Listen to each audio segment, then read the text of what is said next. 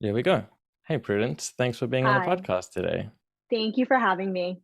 Yeah, it's my pleasure, and I'm really looking forward to our conversation today. So you're a psychotherapist in Ontario, and you've been working for a while, and you're also an online content creator, which is really interesting because psychology content online is really picking up and doing really well. And I think that there's a lot of pros and cons to it, and I was hoping to talk about some of those with you today, as well as just some general psychology knowledge and information to make life easier for some people.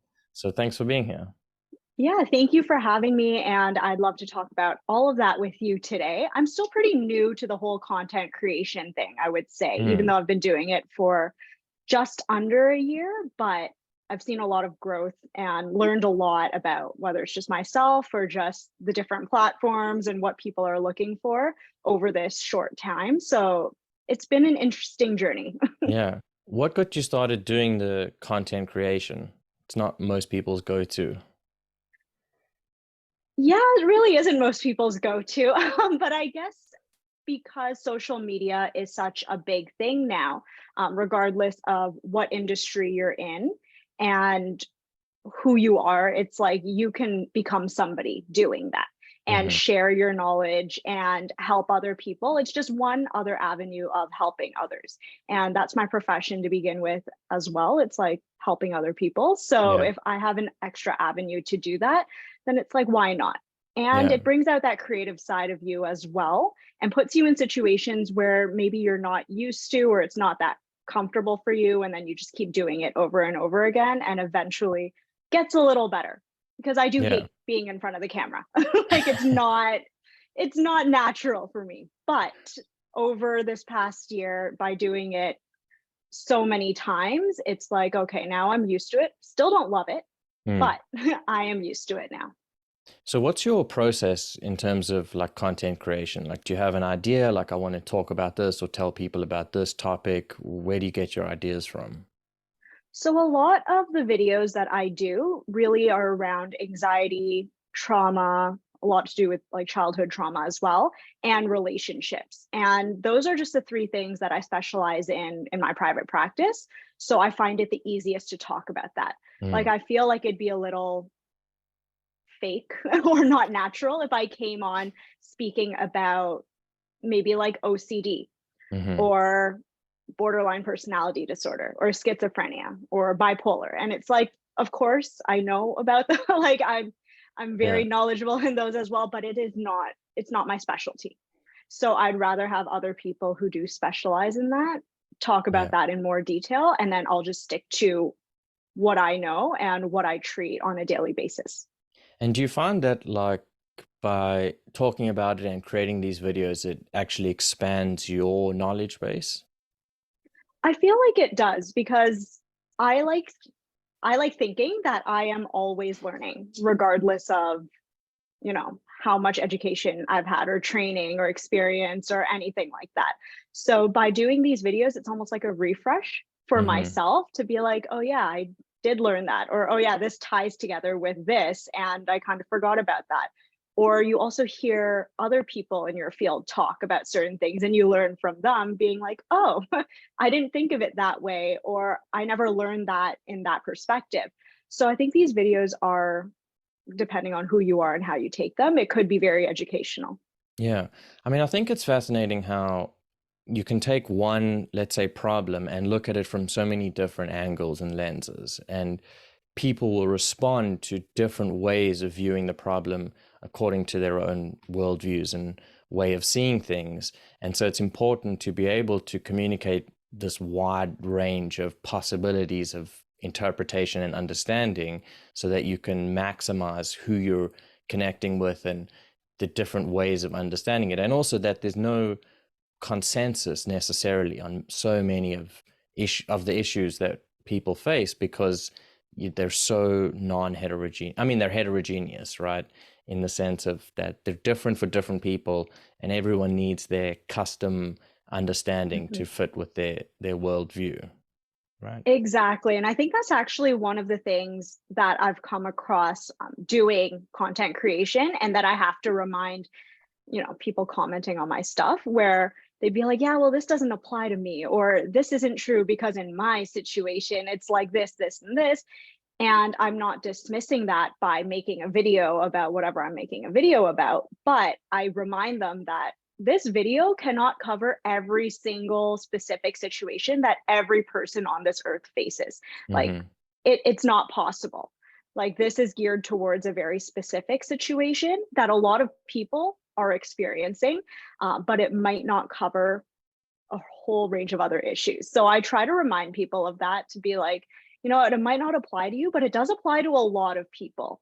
Yeah. And that's the reason why people keep watching, because it is relatable. It's interesting how there is the phenomenon of like, especially on platforms like TikTok, where, someone will watch a video and say like, well, this doesn't apply to me. And then, the first instinct in my head is like, okay, so move on. It's not for you, this video. It Yeah. doesn't, not everything was designed specifically for you, but there is this sense of people feeling like everything should be made for me. And if it's not, I'm going to tell you about it. Exactly. And I hear so much about that every day in my comments that it's to the point where I can't even respond to every single one of those comments. I will Hmm. just pick and choose. Like, I don't have time for that. I don't think any content creator really does have time to respond to every single, I don't want to call it a negative comment, but a comment that is just basically debating whether what I said is true or not. Hmm. I So heard, it's, yeah, fair enough. And I heard someone interesting say this about TikTok in particular, is that Mhm. where there's a very high comment ratio to videos as opposed to other platforms. And the reason why people may be more compelled to comment their, let's say, negative thoughts about the video is because the way that it works is it's like pushing content to you. So you don't Mhm. get to choose what content you're consuming to some degree. And what that does is it allows people the opportunity to be like, I don't like this, I don't like this, I don't like this, instead of being like, well, I clicked on it, so you know Yeah. that I chose to watch this, so maybe I'm just going to watch something else. It's instead like pushed in front of your face, and so you Yeah. have to, or people feel more compelled to respond to it. Yeah, I definitely think that's the case as well with TikTok, because the For You page, it's like anything can really pop up there. Of course, the Hmm. algorithm has its wonderful ways of working where if it knows you're going through something and you're talking about it, it usually will throw all those kinds of videos up in front of you as well. But you can really get any kind of video in front of you without even asking. So I see where people are really debating about, Hmm. like, this doesn't apply to me, and like, why are you speaking about this? That's wrong, that doesn't make sense, or you don't know what you're talking about, all of those kinds of things. But then it also brings up the argument of, there's a lot of people who these videos may not apply to at all. You don't hear from them, they're Yeah. not in your comments, they just keep scrolling. Like, they may not agree with it, they may not like it, it may not be applicable in any way, but they also keep scrolling. So what that gets me thinking about is really just, who are the kinds of people that have that extra time and effort to Yeah. leave those comments, right? It's usually a certain personality type that will do that, because there are a lot of people I know, and I can put myself in there included as well, where if I see things that I don't like or that I don't agree with or that may be very controversial, and I've just, like, I don't care to have an opinion on either one, I just keep scrolling. Yeah. Like, there's nothing in me that is forcing me to be like, I need to make this comment to let it be known that I don't agree. I think it takes a lot, for not even a lot, but it takes a certain personality type to really do that continuously. And what kind of personality type do you think it is that is always commenting negative things on videos? Probably people who are used to not being seen or heard, Mm. because they feel the need to voice out their opinion so strongly, sometimes, actually a lot of the time, not very nicely as well, just to random people on the internet, which is what we call, like, keyboard warriors. Um, they just feel the need to really put their opinion about everything. Like it doesn't Mm-hmm. even matter what it is. You could say the sky is blue and they'll probably argue that it no, on some days it looks kind of red if it's a sunset and this and that. Like they will always argue about something. And those are the people that are usually not being seen and heard in their personal lives, whether that's from their partners, whether that's from their parents growing up, their family members, authority figures like in school, whether teachers, principals, tutors, anyone like that, friends. They don't feel like they belong. Mm-hmm. And in this space of TikTok or social media or just being online in general and having that anonymous filter over you, it's just like they feel like they can finally say whatever they want to whoever they want. Because the Mm-hmm. majority of these people will not dare to say any of these things in person Yeah. to a lot of these content creators or just other people in the comments. I've seen people arguing with each other in my comments about random things. Yeah. So in real life, people usually won't do that. It takes a lot more to do that in real life, but behind a screen, I feel like for people who usually they're not used to having a voice, it's like a way for them to finally speak up about things that they haven't been able to do. Yeah, and I think that it's really interesting how the screen and the anonymity gives people the opportunity to just voice their emotions, right? And instead of being able to regulate it internally and deal with it, it's just a way to be like, no, it's just like, I'm mad and I'm going to say something about it. And then they move on and they don't even think about it. And also, there's this problem of, I can't remember the word, but where you don't think of the content creators as people, right? They're figures. And Yeah. so you're sort of like commenting as if it's, a character, maybe is a good way of thinking about it. And then it's not, you don't think about it as like this, oh no, this is a real person, like who has feelings Yeah. and, is just trying to help people or make people happy. And, maybe they don't need all this negativity coming their way. Yeah. And I think that's actually a good point to bring up because you see this with celebrities all the time, where people think that you can just say whatever and, be nice, be mean. It doesn't even matter. You can literally treat them however, write whatever stories you want about them just because they're celebrities. It's like, oh, they gave up their privacy or all of that because they're in the public eye. Mm-hmm. And yes, to an extent, it's like, okay, that's part of their job.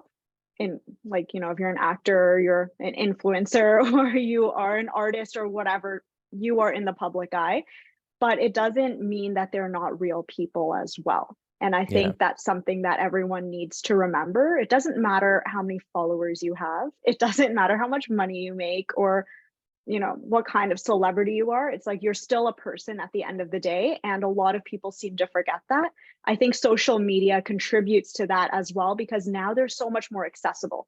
People Mm. in general are more accessible. So if you think about 10 years ago, 20 years ago, when people weren't this accessible, celebrities weren't this accessible, you had to watch their reality TV shows or look at magazines or like, the newspaper or like stuff like that in order to find out what's going on in their life, versus now where you see everyone making their smoothies in the morning and what they have for lunch every day and where they go to the gym, and like you feel like you're part of their life. And when Yeah. people feel like they are integrated into somebody else's life, it almost gives them that comfort into being like, well, I can make comments about it.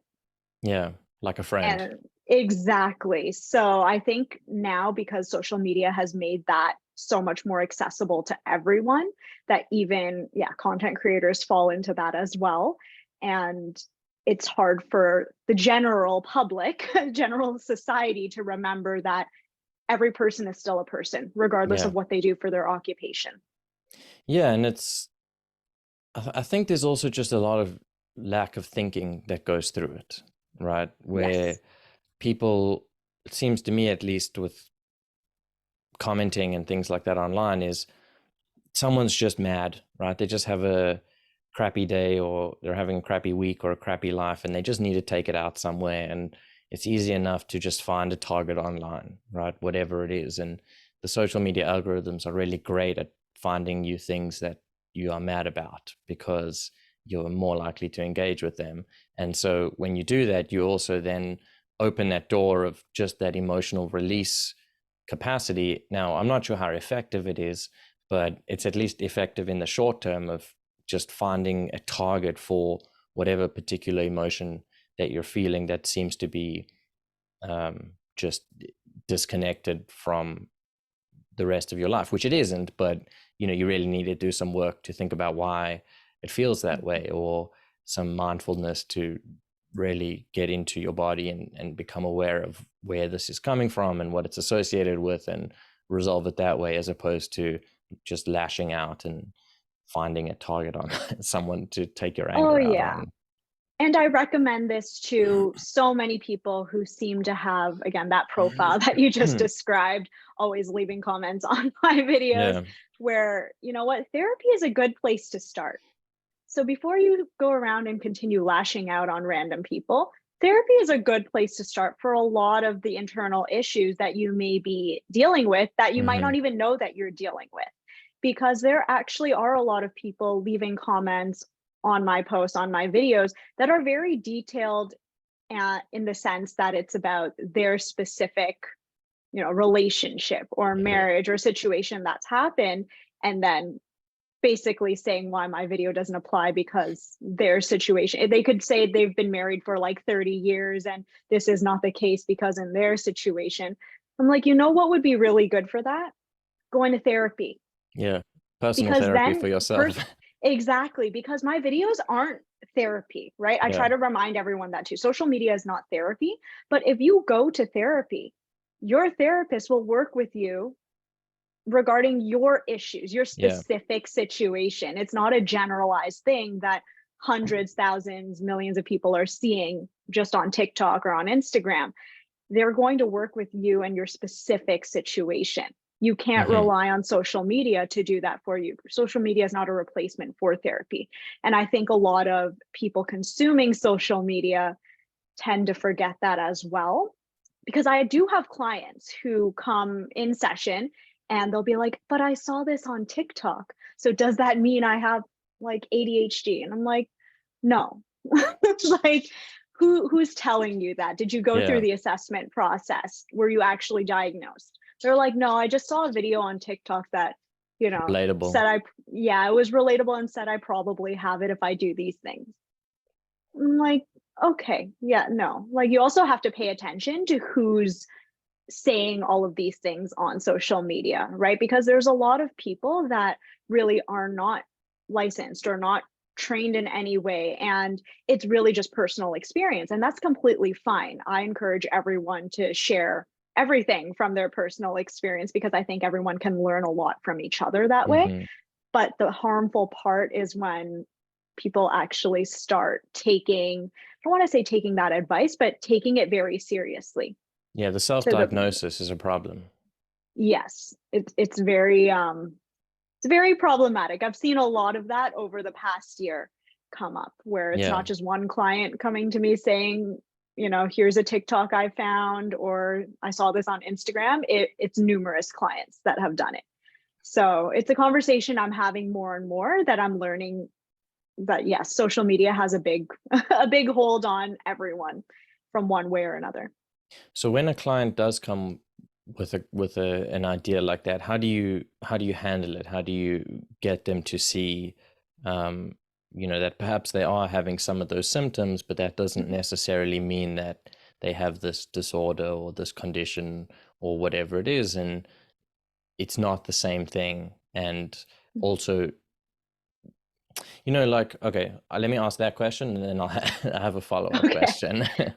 So I basically approach it in the same way that those people leaving comments all over my videos saying this doesn't apply to me and this is wrong and this and that. I will just tell my clients, it's like, these videos don't apply to every single situation. They're very generalized. It may be relatable to some, it may not be relatable to others. Maybe you relate with like 2 out of the 4 points there, but it is not a proper assessment tool. Hmm. And the only way for you to really figure out if these are, certain symptoms leading to a certain diagnosis or certain things affecting your life is therapy. Individual, personalized Yeah. therapy, not TikTok videos, not Instagram. that can lead you to therapy. And that can be, there's so many resourceful things on these platforms, but you can't all of a sudden make that self-diagnosis based on a video that you see. You can relate to it and you can enjoy the video and be like, yeah, that's me. Like, I feel like that's me. But you also have to remember that that video is very generalized. Even if every single thing relates to you, it can still be very generalized. But to actually work through whatever it is, whatever that issue is, therapy Yeah. is a good place to start. And I will emphasize that all the time to anyone. Yeah, of course. And if they don't like therapy or they think it's a waste of time, or, you know, there's a lot of people who still think that there still is a stigma around mental health, then that's unfortunate, but hopefully they'll come around eventually, because therapy is, you know, something I think should be standard for everyone. Just as Hmm. how everyone looks into their physical health, you get your yearly checkup from your doctor every single year. Yeah. It's like therapy is basically the same. You don't have to have issues or severe mental disorders in order to go to therapy. Like, it's just, it's good for people's mental health. Yeah, I think everyone can benefit from therapy, um, Yeah. in lots of different ways. And I think that people think about therapy differently, where it's often thought of like, well, and this is a strange analogy to use maybe, but it's like, well, why would I go to a physio if I don't have any injuries? Right. And Yeah. it's like, well, that's true, but you could also go to a physio to condition your body to another Mhm. level, right? Or to fix some small issues that you wouldn't necessarily call injuries, but that are Mhm. impacting your function or your mobility or Yeah. your flexibility. And so there's always room to improve. And that's why you go to specialists to help you do that and take that journey. And psychology is so, our psychology as humans is so complicated, and very rarely, I don't know that I've ever met a person who's like completely healthy in every sense, right? No, that doesn't exist. Yeah, And if people say that it does exist because they are them, no, it doesn't yeah, exist. Everyone is always working towards something, working on improving something. It doesn't matter how, you know, you are physically, mentally, spiritually. Like, people are always working towards improving themselves. There's no perfect person out there. Perfect doesn't exist. yeah, So it's one of those things where we just have to be open to learning and growing. It's part of the process. yeah, People will be doing this forever. It's just the same thing as saying I am fully healed. There's not really a thing where it's like you're fully healed. It's like you yeah, can learn how to manage a lot of your triggers and work through a lot of your trauma and learn a lot about yourself through that process.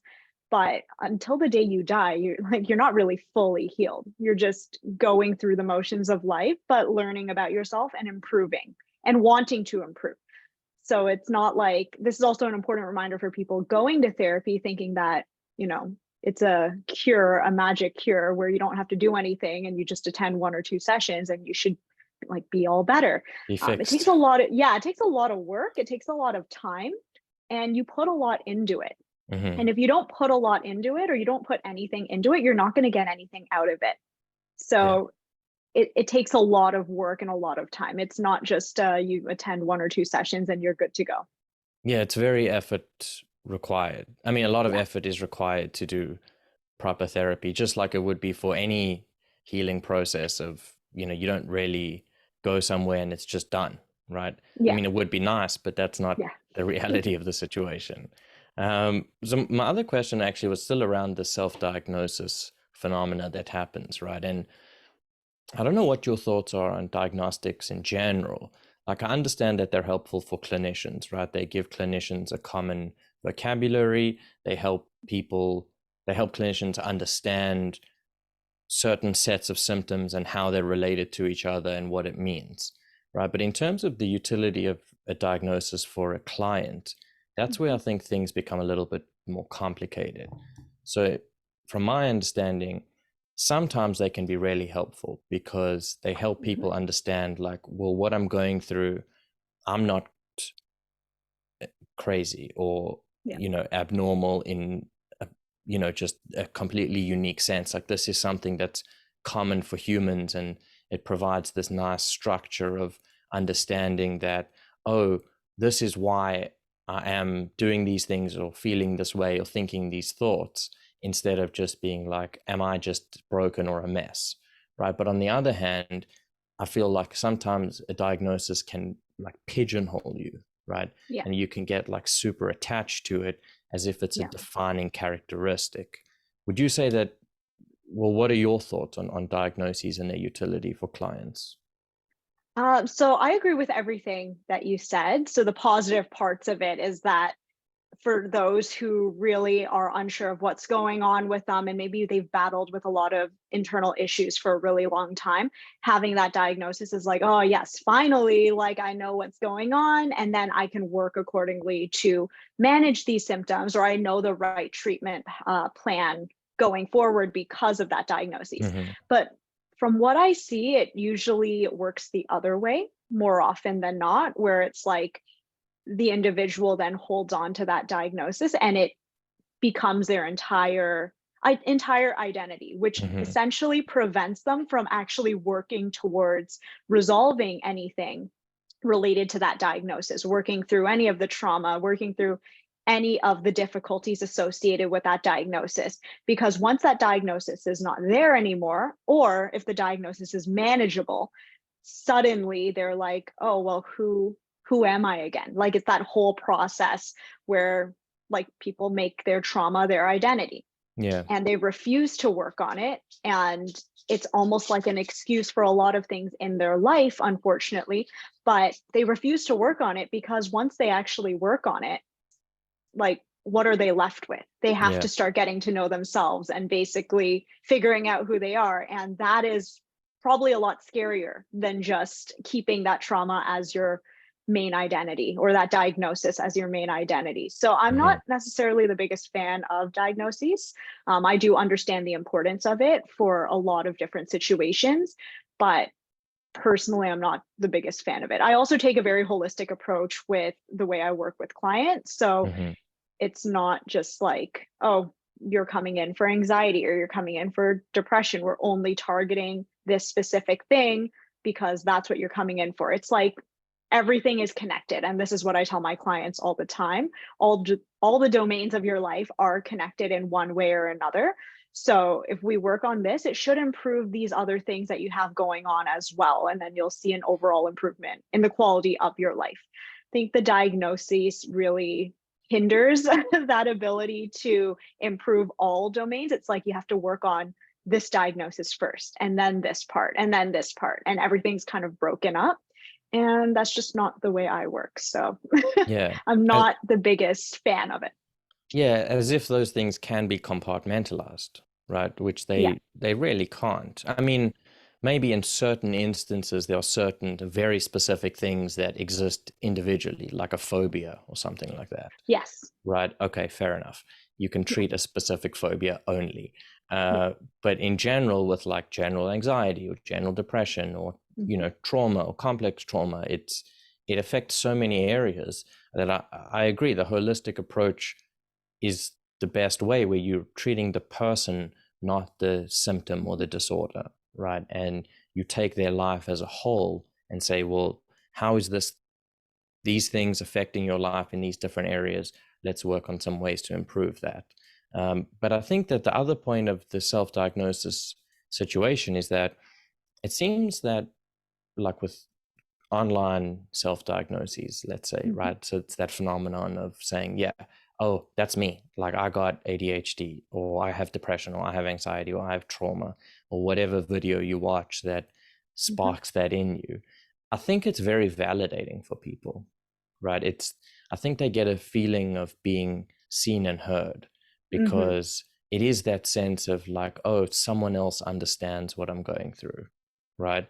And they're saying, oh, well, the reason that they're going through it is because of this diagnosis, and so that must then apply to me as well. So therefore I have this situation as well, which may or may not be true. You don't know unless you do formal testing and therapy and things like that. But Hmm. so I do think that that's part of the issue, is that people do feel validated by hearing about other people with similar issues, right? And so then it gets them a little bit stuck there, though. Yeah. And I guess that's the power again of social media, where we don't necessarily get to choose how other people interpret our content. Mm, Right. So we're putting this out there, we're saying whatever we're saying, and how people relate to it, how they interpret it, we don't have control over that. And that's actually real life as well. It's like we can go around saying whatever, doing whatever, but we don't have control over other people's perspectives, hmm. other their behaviors, their thoughts, their feelings. We don't have control over that as much as we try to, as much as we would Yeah, like to. It is not possible. The only thing we can really control is ourselves, what we yeah, decide to put out and how we decide to conduct ourselves, what we decide to say, how we feel, what we're thinking. We can't control anything else, but that is just part of now with the internet and social media and having everything and everyone so accessible. hmm, It's really, you never really know how other yeah. people could be impacted. Yeah, like there's this vast array of knowledge that's accessible online, but how it's understood and interpreted is subject to the individual experience, right? Which is very complicated because then you can run into all sorts of problems if you're not careful and not sufficiently self-reflective or self-aware, right? Exactly. And it's also, I feel like it's a little problematic in the sense where I've seen situations where partners are diagnosing their Mm, partner based on things that they have seen online. Like the most recent example I can think of is a partner saying to his girlfriend, like, I think you have borderline personality disorder nice. because yeah, because you have emotional outbursts and you meet the criteria based on the little excerpt I found online of the DSM. Yeah, And this person, his background from what I remember is like in finance or marketing or something, like nothing to do with psychology, mental health, like yeah, no actual training in that to any degree, but is diagnosing his girlfriend with borderline personality disorder. And she was not very familiar with just mental health diagnoses in general. So that kind of caused a little bit of panic for her. And then she started doing a lot of the research. And then she comes to me asking, like, I don't have a lot of these things that are yeah. listed in borderline personality disorder. Like, I don't think I have it. And I'm And you're like, like, yeah, your boyfriend's not a yeah. clinician. Yeah, like you Yeah, need to go if you want to know if you actually have borderline personality disorder, you have to go through the formal testing.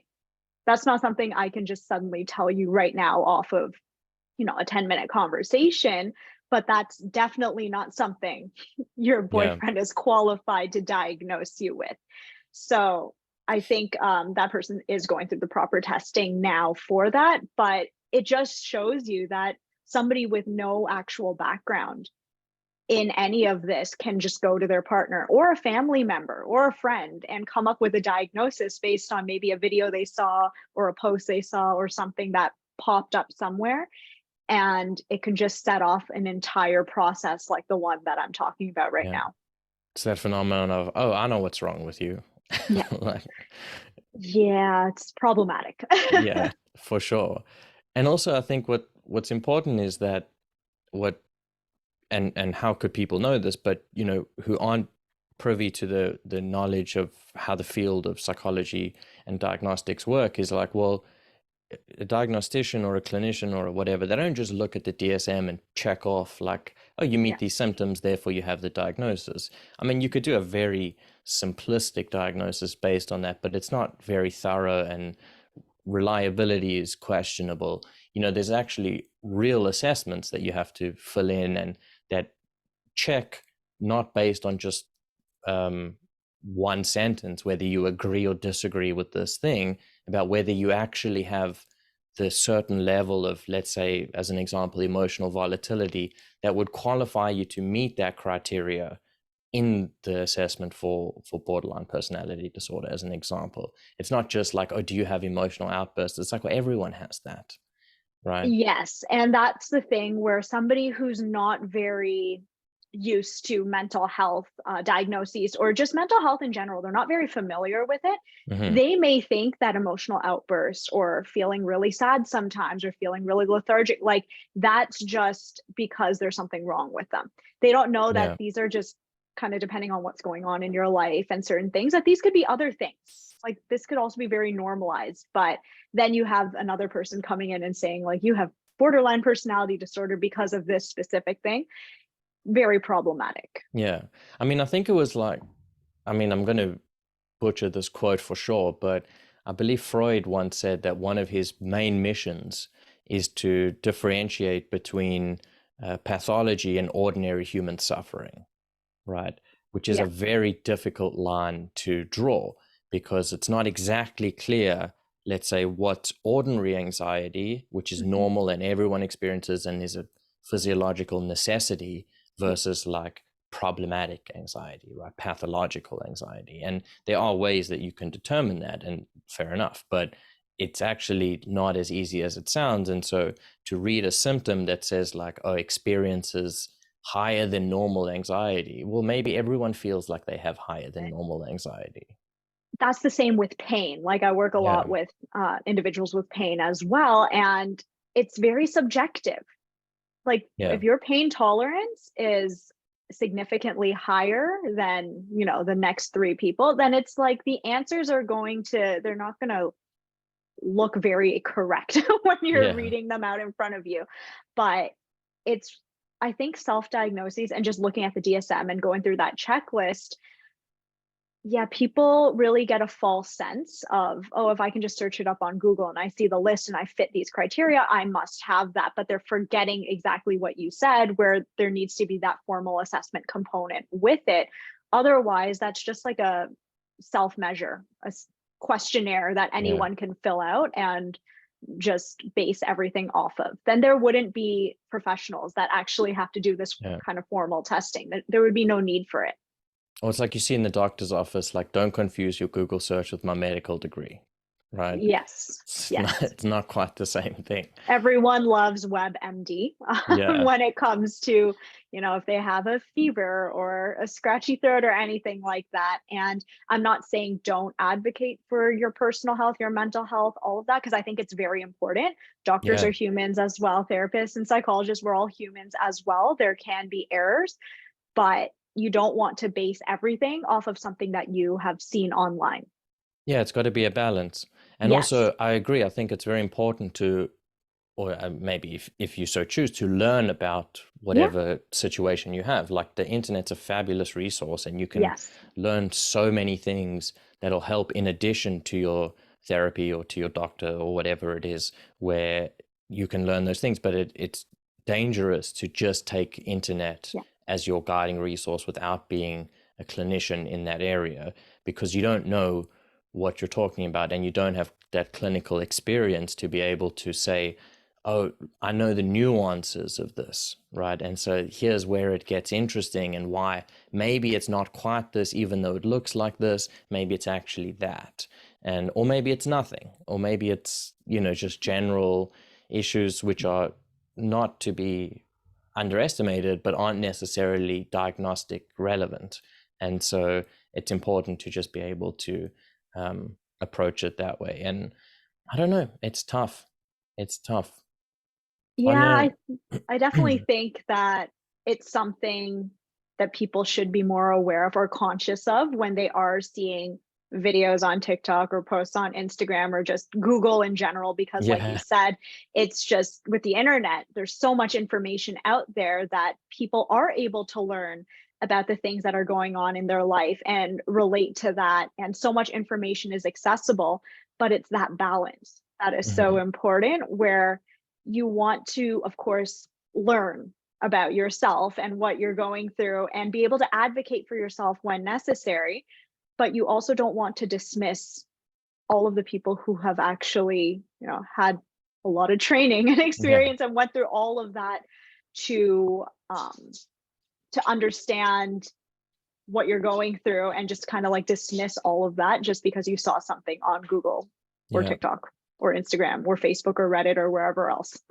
100%. And it's just a word of caution when doing those kinds Yeah.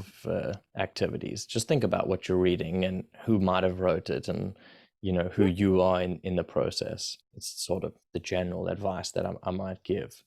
On a slightly different note, have you seen a rise in mental health issues. Do you think that as a society, let's just speak about North America because that's sort of the best that we can look at the moment, Yeah. in terms of post-pandemic? Uh, Yes, even throughout the pandemic, not well, even just certainly, post. yeah. Yeah, I've definitely seen a significant increase, unfortunately.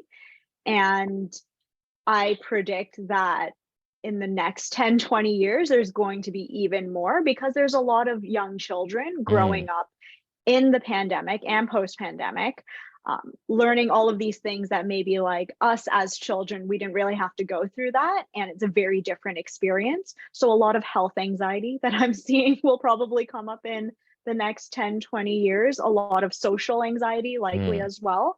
Just because, again, with COVID and socializing with other people, and then the distancing, and then you can't do this and you can't do that, and the rules are constantly changing for children, especially young children, that's very difficult to kind of get accustomed to. And then once you actually get accustomed to that, growing up, realizing that, oh, like the world really isn't like that, then the yeah. world looks scary to you.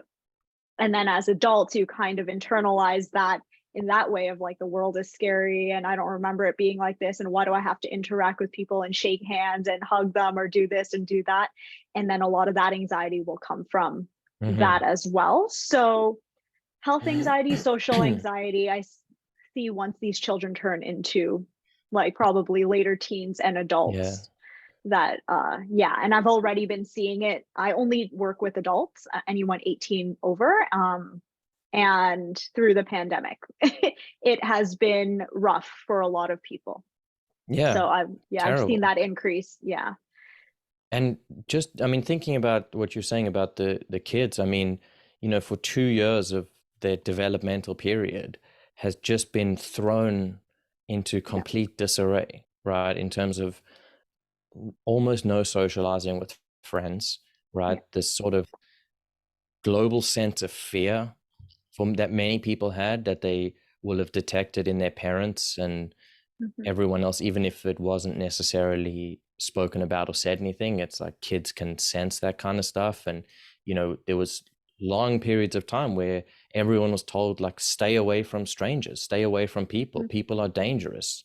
They're a threat to you and the people you love. And, um, the sort of like specifics of that might be different in different instances, but that was the general feeling in society. And then as adults, well, many people stuck with that and are still stuck in that fear mode, right? And okay, no judgment, just Hmm. observations, let's say.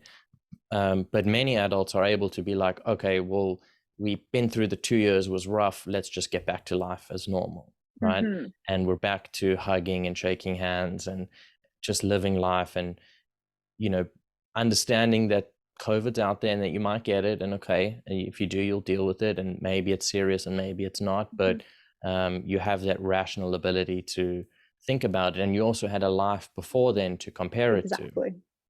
Yeah, well, Yeah. kids don't really have that, especially the Hmm. very young ones, right? They grew up thinking this is their norm. So after 2 years, 3 years, they don't get to be like, oh, well, we're just going to go back to Yeah.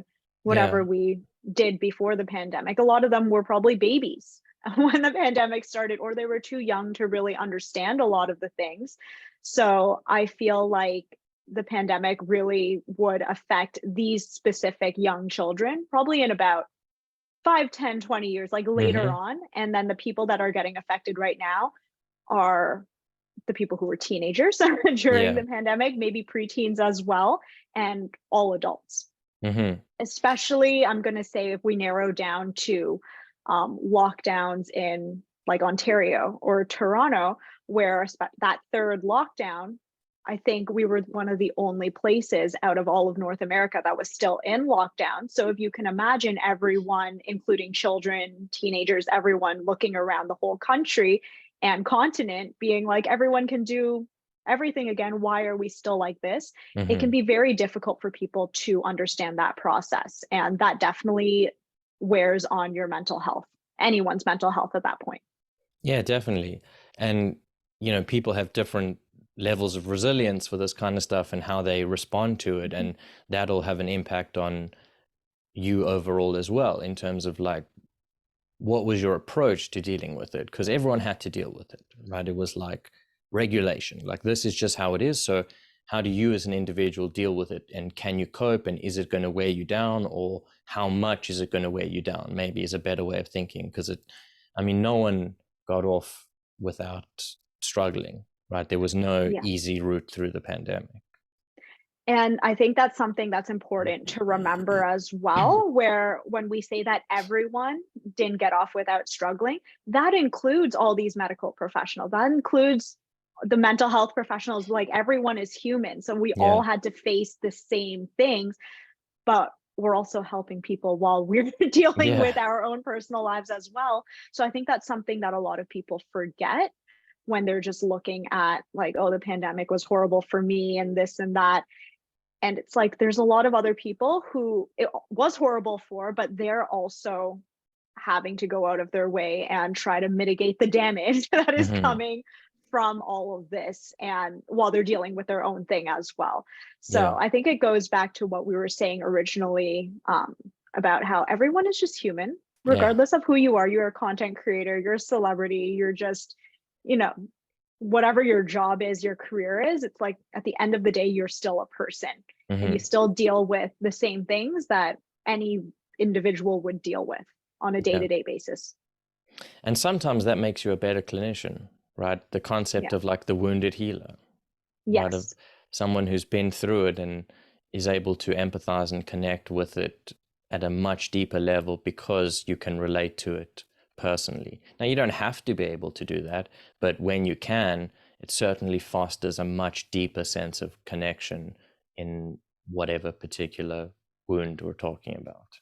And I think it also makes you come off as more authentic as Hmm. well in certain situations. If you have, like, if I have clients coming to me with certain things, and I'm very careful, obviously, with self disclosure, just because I know some therapists love doing that and some are very strict about that. So for me, it's more of just, if I feel it's necessary, okay.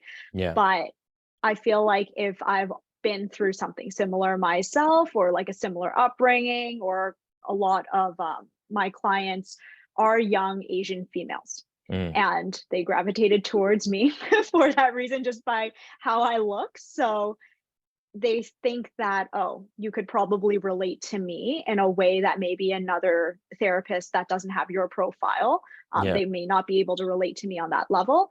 And yeah, like, it's true. You can empathize with them a lot more. You do understand where they're coming from without having them explain it in significant detail, just because of shared my own experience. life. Yeah. And it's Yeah, not something that I went out and purposely, I was like, no, I'm looking for this population. It just happens yeah, where people gravitate towards those they think are relatable. yeah. Who do you have an idea of like who your main audience is online, like demographic wise? Hmm.